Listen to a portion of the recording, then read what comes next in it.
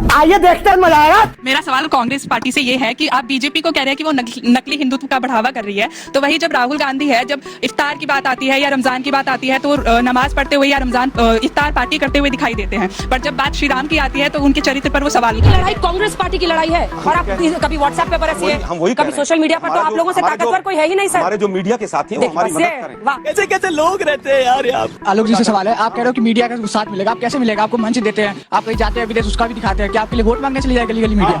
Sir बताइए आपको कैसा साथ चाहिए? ये वो स्टेटमेंट यूज करते हैं इन हिंदुत्ववादियों को भगाना है। कहाँ बोला उन्होंने? व्हाट्सएप पे होगा? नहीं व्हाट्सएप पे नहीं, मैंने देखा था। नहीं, व्हाट्सएप की बात है ही नहीं। उन्होंने कहा नफरत सिखाता उन्होंने, ठीक कह रहा लड़का।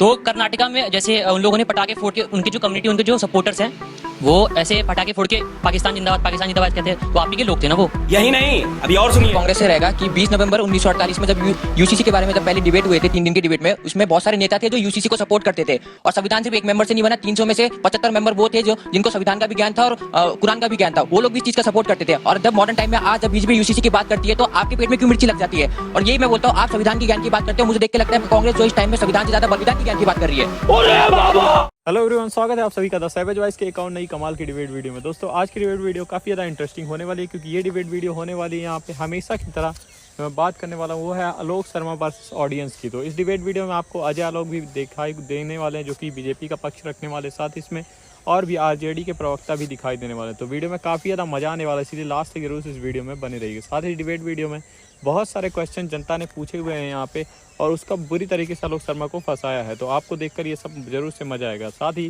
पिछली कुछ वीडियोस पर आप लोगों ने बहुत अच्छा सपोर्ट दिया है, उसके लिए बहुत सारा आपका थैंक यू। ऐसे ही सपोर्ट आप वीडियोस पे बनाए रखिएगा, ताकि मैं आने वाले दिनों में काफ़ी कंसिस्टेंटली जो वीडियो है वो पोस्ट कर सकूँ, और मतलब जितना लाइक या शेयर करेंगे उतना मोटिवेशन रहता है भाई। तो प्लीज़ जितना हो सके करो, और साथ ही अच्छा कमेंट करो, ताकि हम वीडियोज़ बनाते रहें। तो अब आप वीडियो एंजॉय कीजिए। चलो भाई देखो अब मैं क्या करता हूँ।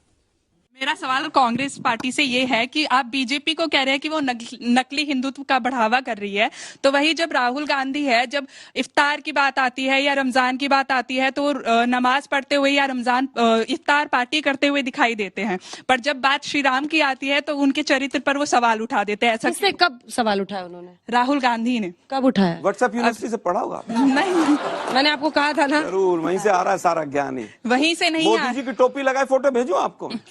वो तो एडिटेड और किसी के भेजूं? ये इसका दिल नहीं मान रहा, ये कह रही है वो एडिटेड हो सकती है। ये आपको लड़ना है, ये छवि की लड़ाई कांग्रेस पार्टी की लड़ाई है, और आप कभी व्हाट्सएप पे बरसिए, कभी सोशल मीडिया पर, तो आप लोगों से ताकतवर कोई है ही नहीं सर। हमारे जो मीडिया के साथी हैं वो हमारी मदद करें। वाह, मीडिया के साथी हमारी मदद समझा? हाँ नहीं तू समझा नहीं करें, क्योंकि मीडिया का चौथा स्तंभ है आप। मीडिया के साथी तो चीता गाली खाल पहन खुद लड़ाई लड़नी नहीं है। अगला प्रश्न जल्दी से पूछिए। आलोक जी से सवाल है, आप कह रहे हो कि मीडिया का साथ मिलेगा, आप कैसे मिलेगा? आपको मंच देते हैं, आप कहीं जाते हैं विदेश उसका भी दिखाते हैं, क्या आपके लिए वोट मांगने चली जाए गली गली मीडिया? सर बताइए आपको कैसा साथ चाहिए? मीडिया का काम केवल ये नहीं कि विपक्ष को स्थान देना, मीडिया का काम है सरकार की कुरीतियों को भी उठाना। अबे जल्दी बोल, कल सुबह पनवेल निकलना है। केवल प्रधानमंत्री से नहीं पूछना कि तो अभी आप सवाल पूछे। नहीं, रुकिए तो सही, गलत बात है सर, आप रुकिए तो सही ना। आप जो बोलते हैं, आप जो भी मुद्दा उठाते हैं उसको मीडिया नहीं दिखाती क्या? मैं फिर कहूँ, आप हड़ताल करते हैं वो भी दिखाती है, कोई भी स्ट्राइक करते हैं, तो उठाया जाता था, वोट मांगने चाहे वो 2G हो, कोलगेट हो, तमाम हो, अडानी पर मीडिया पक्ष रखते हुए मिला। मीडिया नोटबंदी की वकालत करते हुए। अच्छा हमको सिखा रहा है, वही शुरू कर रहे हैं। अडानी पर आपने बहस, दूसरे चैनलों का बोझ लेके यहाँ मत आया कीजिए आज तक पे, प्लीज सर। दूसरे चैनल का बोझ वही निपटाइएगा। नहीं, दूसरे चैनल का बोझ वही निपटाइएगा, आज तक पे मत। मैं मानता हूँ आज तक, हाँ बोलिए, मानता हूँ आज तक काफी हद तक, काफी हद तक, चलिए काफी हद तक कंजूस दिमाग से इतना तो निकला। चलिए मेरा सवाल बीजेपी से है, वो कह रहे थे कि कांग्रेस क्या कहते हैं हिंदुत्व का सहारा लेती है और स्टार्ट कर दिया, लेकिन 2022 के जब चुनाव यूपी में हुए थे तो उन्होंने भी तो राम मंदिर का सहारा लिया था, और वो हमेशा हर चुनाव में सहारा लेते हैं। और मेरा दूसरा सवाल ये है कि जो अभी राष्ट्रीय भवन जो हुआ है, उसी दिन जब राष्ट्रीय भवन का उद्घाटन हो रहा था, ये फंस गया सीएम। हाँ संसद भवन का जब उद्घाटन संसद भवन का जब उद्घाटन होता, और उसी समय शाम को हमारे देश की बेटियां जो ओलंपिक में मेडल जीत के आई थी, वो उतने दिनों से धरना दे रही थी, लेकिन उनको उसी बेरहमी के साथ घसीटा गया, उनको जेल भेजा गया, ना उनके ऊपर सुनवाई हुई ना कुछ हुआ, और जो जिनके ऊपर उन्होंने केस किया है वो खुलेआम घूम रहे हैं। इसका क्या जवाब दे? सबसे पहली बात तो सुनिए कि राम मंदिर की बात आप जो कर रहे हैं कि उत्तर प्रदेश के चुनाव में हम नहीं आ, राम मंदिर हमारे एजेंडा में कब नहीं था, जरा बता दीजिए। हम राम मंदिर की बात क्यों नहीं करें? ये हमारे लिए गर्व का विषय है, हमारी आस्था का विषय है। हम राम मंदिर के बारे में तो बोलेंगे। सवाल तो उनसे होना चाहिए जिन्होंने इस हिंदुस्तान में राम के अस्तित्व को नकारा।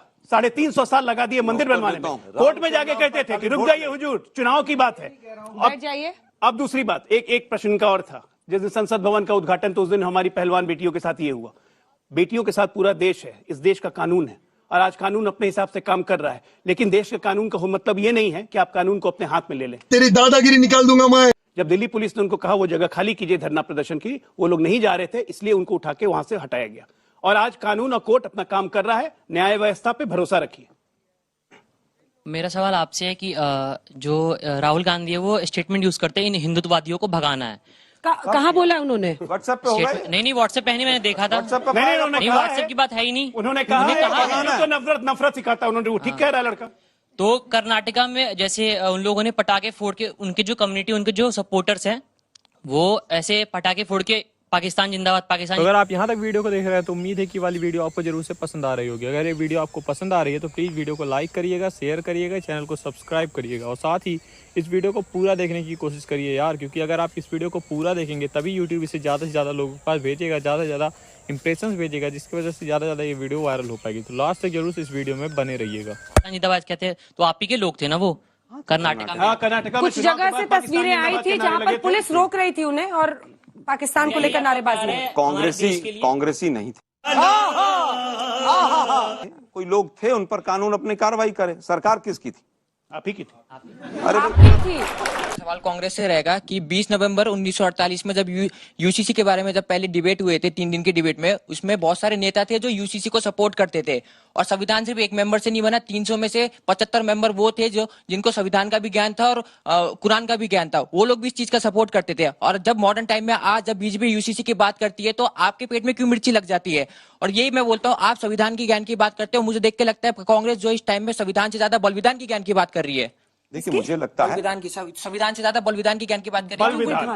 बलविधान जो संविधान में अगर बात करें, जैसे संविधान के उन्होंने अभी बोला कि संविधान की शिक्षा चाहिए कांग्रेस को, संविधान से ज्यादा बलविधान के बारे में बात करें। अरे बाप रे, ये तो धोती खोल रहा है। क्योंकि बलविधान जो है वो चीज दिखा रही है कि हर हिंदू मुस्लिम की बात ये जो है सबसे पहले कांग्रेस ही कर रही है। ये बलविधान भी व्हाट्सएप में। हाँ, बलविधान आपने किया था ना, वो ठीक तो कह रहा है।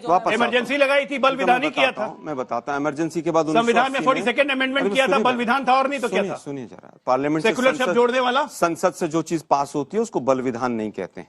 नोटबंदी को बलविधान कहते हैं। 3 काले कानूनों को गलत तरीके से पास करने को बलविधान कहते हैं। समझ आया? बलविधान लगाने को वापस इमरजेंसी लगी, संविधान के दायरे में लगी, संविधान के दायरे में जो गलतियां जस्टिफाई कर रहे हैं। ज्ञान इमरजेंसी को जस्टिफिकेशन, ताली बजाइए इनके लिए। गजब है भाई। बोलिए आलम।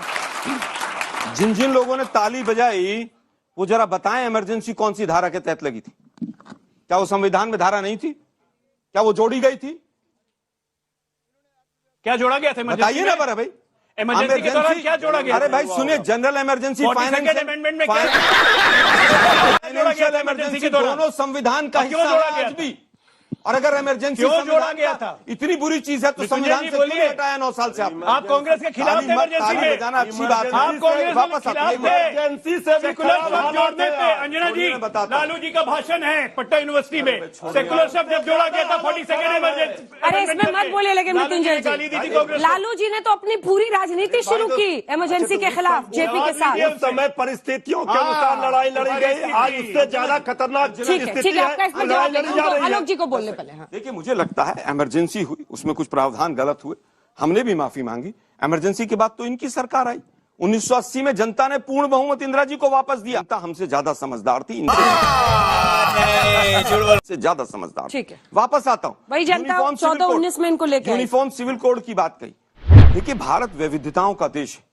एक ट्राइब में भी 3 मैरिज करने की अनुमति है, एक जाति में भी है, किसी धर्म में है, एक राज्य में दूसरा कानून है, दूसरे में तीसरा कानून है।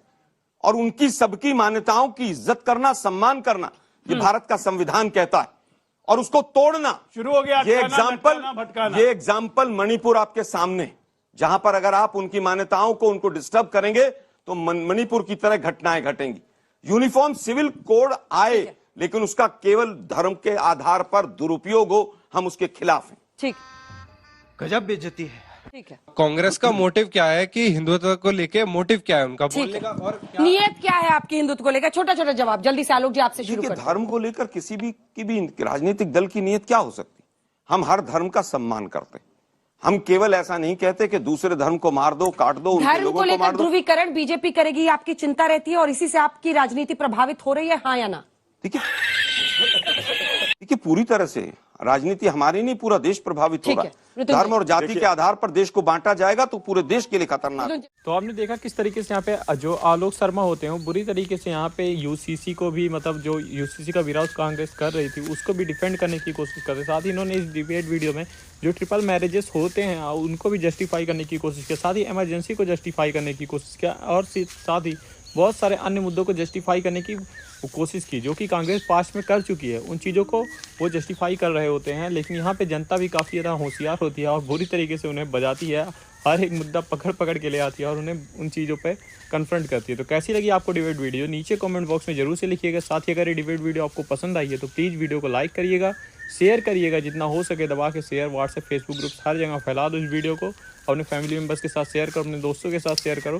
साथ ही एक प्यारा सा कमेंट जो भी आपका राय हो इस चैनल के बारे में प्लीज़ नीचे कमेंट बॉक्स में लिख दीजिएगा। साथ ही आप लोग बोलते हो कि ऐसा बीच में बोलना ज़रूरी है क्या? हाँ भाई ज़रूरी है, क्योंकि तुम्हें नहीं पता है यूट्यूब की गाइडलाइंस, तो उन चीज़ों को मैं आपको एक्सप्लेन नहीं कर सकता फ़िलहाल। तो उन चीज़ों को आप छोड़ ही दीजिए, आप स्किप कर सकते हैं वैसे, लेकिन आप एक प्यारा सा कमेंट नीचे कमेंट बॉक्स में जरूर से करिएगा। साथ ही अगर वीडियो आपको पसंद आई है तो प्लीज़ वीडियो को लाइक, शेयर, सब्सक्राइब जो मन करे वो कर दो। हम आपसे मिलते हैं किसी और वीडियो में किसी नए टॉपिक के डिबेट के साथ, तब तक के लिए राधे राधे।